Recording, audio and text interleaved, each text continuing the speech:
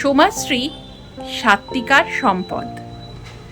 অনেক ছোট থেকে সোমাশ্রী সাত্ত্বিকাতে আসছে। তার নাচ যেমনি সুন্দর তেমনি সুন্দর তার চিন্তাধারা, এবং তার হাতের লেখাও অতি সুন্দর। দেখি সোমাশ্রী কি লিখছে।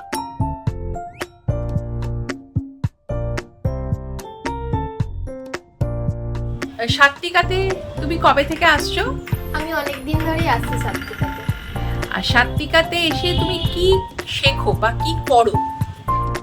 নিজের নাচের দিক দিয়ে আমি অনেক ভালো হয়েছি, এবং আমি সবার সাথে মিশতে শিখেছি এখানে, সব রকমের আমাদের বন্ধুর সাথে, এবং মানে আমাদের যে লোকের সাথে কথাবার্তা ভালো হয়েছে আমার এখানে।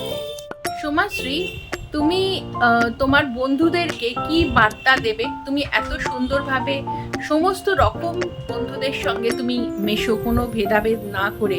একে অপরকে আমরা সাত্ত্বিকাতে কি করি না, একে অপরকে আমরা উন্নতি করার চেষ্টা করি। তো তুমি তোমার বন্ধুদেরকে কি বার্তা দিতে চাও?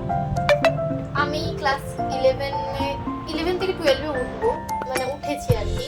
তো আমার মতো বয়সী ছেলে মেয়েরা প্রথমে এখন মোবাইল দেখে, সবাই বলতে গেলে এখন আমার বয়সী ছেলে মেয়েরা। তো আমি এটাই বলতে চাই সবাইকে, আর আমি নিজেকেও আমি বলছি যে একটা নির্দিষ্ট টাইম করে নেওয়া ভালো, ওইটুকু টাইমের মধ্যে ফোন দেখা ভালো, এবং বাদ বাকি টাইমটা কোনো কাজে বা পড়াশোনায় লাগানোই ভালো, যেন সময় নষ্ট না করে পড়ে।